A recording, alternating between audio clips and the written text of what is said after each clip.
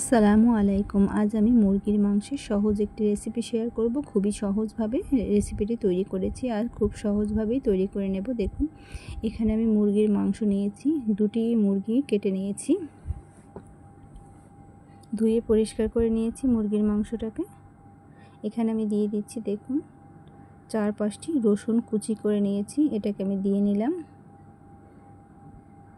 এরকম ছোট ছোট কুচি করে নিয়েছি, খেয়াল করে দেখুন। চাইলে এখানে আপনারা বাটা রসুনটাও দিতে পারেন, আমি কুচি করে নিয়েছি, এটাই দিলাম। এবার আমি এর মধ্যে দিয়ে দিচ্ছি 2 চা চামচ হলুদ গুঁড়া, আরও নিয়ে নিচ্ছি আমি লাল মরিচের গুঁড়া। দেখুন, এখানে আমি 3 চা চামচ লাল মরিচের গুঁড়া দিয়েছি।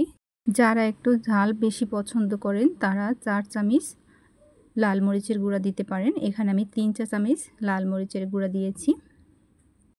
এবার আমি এর মধ্যে দিয়ে দিচ্ছি লবণ। লবণটা আমি দিয়ে দিচ্ছি 2 চা চামচ, আরও হাফ চা চামচ, টোটাল 2.5 চা চামচ লবণ দেব আমি এখানে। এখানে কিন্তু মাংস 2.5 কেজির বেশি আছে, দুটো মুরগি আনা হয়েছিল। দিয়ে দিচ্ছি আদা বাটা 2 চা চামচ, দিয়ে দিচ্ছি দারচিনি, দেখুন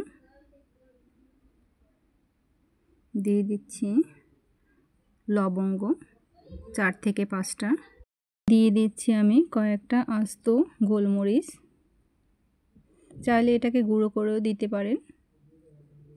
আর দিয়ে দিচ্ছি আমি, দেখুন এলাচ, আমি এখানে দেখুন কয়েকটা এলাচ নিয়ে নিয়েছি, 8 থেকে 9টার মতো। এটাকে আমি গুঁড়ি করে নিয়েছি, কিন্তু ধুয়ে পরিষ্কার করে এটাকে গুঁড়ি করে এটার মধ্যে দিয়ে দিলাম। দিয়ে দিচ্ছি রান্নার সাদা তেল, এখানে আমি 1/4 কাপ রান্নার সাদা তেল দিয়েছি। মুরগিটা আমি ঝোল ঝোল রান্না করব বলে বেশি একটা তেল দেওয়ার দরকার নেই। দেখুন, আমি এবার সমস্ত উপকরণগুলোকে হাতের সাহায্যে মিক্স করে নিচ্ছি। খুবই সাধারণভাবে আমি এই মুরগির মাংসটা রান্না করে দেখালাম, আশা করি আপনাদের খুব ভালো লাগবে। অল্প মশলায় এই মুরগির মাংসটা কিন্তু খেতে দারুণ হবে। আর এটা ঝোল ঝোল মুরগির মাংস আলু দিয়ে রান্না করব, আশা করি সকলের ভালো লাগবে। খুবই সহজভাবে শেয়ার করছি। দেখুন, এটা কিন্তু মাখানো হয়ে গেছে। এ পর্যায়ে আমি হাতটাকে ধুয়ে নেব একটু পানি দিয়ে। এটা আমি এর মধ্যেই দিয়ে দেব, খেয়াল করে দেখুন। আমি হাতটা ধুয়ে নিলাম, মশলাটা এর মধ্যেই গেল।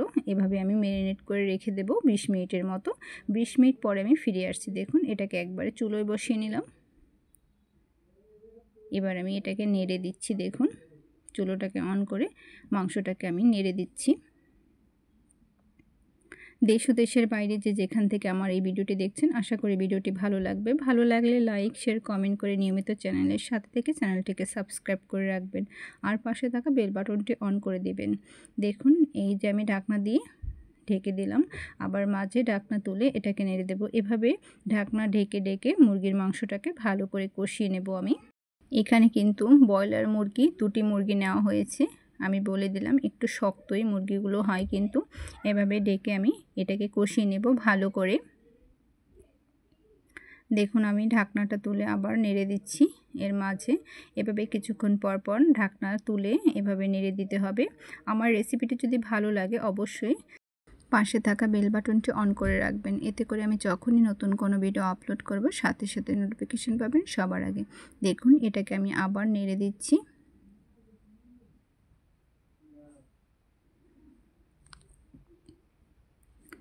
এটা কিন্তু আমি মাংসটাকে অনেকক্ষণ ধরেই কষিয়ে নিচ্ছি। এবার আমি এর মধ্যে কেটে রাখা কয়েক টুকরো আলু দিয়ে দিচ্ছি। এখানে আমি 4টি আলু ছোট করে কেটে নিয়েছি। দেখুন, আলুটা দেওয়ার পরে আরও 2 মিনিট আমি কষিয়ে নেব নেড়ে চেড়ে। দেখুন, প্রায় 20 মিনিটের মতো। এবার আমি দেখুন একটু গরম করে পানিটা দিয়ে নিলাম, এতে করে মাংসের স্বাদটা কিন্তু খুব ভালো লাগবে আর তাড়াতাড়ি করে মাংসটা সিদ্ধ হয়ে যাবে। দেখুন, এখানে আমি পানিটা দিয়ে নেড়ে দিচ্ছি। খুবই সাধারণভাবে শেয়ার করেছি মুরগির মাংসের রেসিপিটা, খুবই সাধারণ কিন্তু খেতে দারুণই হবে। একটু ঝোল ঝোল এই রেসিপিটা হবে। দেখুন, আমি আরও 1.5 কাপের মতো পানি দিয়ে দিচ্ছি। দেখুন, যারা আমার নতুন বন্ধু হয়েছেন বা পুরাতন সকল বন্ধুদের আমি জানাচ্ছি অসংখ্য অসংখ্য ধন্যবাদ। আমি দেখুন এইটুকু পানি দিয়েছি, এর বেশি আমি আর দেব না। এবার আমি এটাকে নেড়ে ঢাকনা দিয়ে ঢেকে দেব। দেখুন মাঝে মাঝে একটু ঢাকনা তুলে এটাকে নেড়ে দেব। মিডিয়াম আছে এটাকে আমি ঢাকনা ঢেকে রেঁধে নিয়েছি। দেখুন এটা কিন্তু মুরগির মাংসটা একেবারেই হয়ে আসছে। এই পর্যায়ে আমি দিয়ে দিচ্ছি একটি পেঁয়াজ কুচি, কাঁচা পেঁয়াজ কুচি আমি কিন্তু আগে দেইনি, এবার আমি দিয়ে দিলাম। এটাকে আমি নেড়ে দিচ্ছি। দেখুন পেঁয়াজটাকে মাংসের সাথে মিক্স করে নিচ্ছি। এ পর্যায়ে আমি দিয়ে দিচ্ছি 4টা কাঁচামরিচ মাঝখান থেকে ভেঙে দিয়ে দিলাম, আর দিয়ে দিচ্ছি 1 চা চামচ ভাজা জিরা গুঁড়া, আর দিয়ে দিচ্ছি 1 চা চামচ গরম মশলার গুঁড়া। এবার আমি এটাকে নেড়ে দেব। দেখুন এটাকে আমি নেড়ে চেড়ে মিক্স করে নিলাম। মাংসটা কিন্তু আমি খুব সাধারণভাবে রান্না করেছি, কিন্তু খুবই চমৎকার লাগে এরকম পাতলা ঝোল মাংসের রেসিপি আলু দিয়ে। দেখুন এখানে আমি সামান্য পরিমাণে পেঁয়াজ বেরেস্তা করে নিয়েছি। দেখুন এটাকে আমি নামানোর 1 মিনিট আগে দিয়ে নেব। দেখুন 1 মিনিট এভাবে নেড়ে চেড়ে দিচ্ছি, পেঁয়াজের বেরেস্তাটা দিয়ে নেড়ে চেড়ে 1 মিনিট জাল করে এটাকে চুলো বন্ধ করে নামিয়ে নেব। দেখুন আমি 1 মিনিটই জাল করেছি, দেখিয়ে দিচ্ছি। দেখুন মাংসটা কিন্তু একেবারেই তৈরি হয়ে গেছে। এবার আমি চুলো বন্ধ করে এটাকে নামিয়ে নেব। এবার আমি চুলোটা বন্ধ করে নেব। দেখুন এটা কিন্তু তৈরি হয়ে গেছে। এই পর্যায়ে আমি চুলোটা বন্ধ করে নিলাম। এটা কিন্তু আমার একেবারেই তৈরি। দেখুন মাংসটা একেবারেই তৈরি। এই মাংসটা কিন্তু সাদা ভাত, রুটি এবং পরোটার সাথে খুবই সুস্বাদু হয়। আশা করি আপনারাও এভাবে ট্রাই করে দেখবেন। আজকের মতো এখানেই শেষ করছি। আসসালামু আলাইকুম।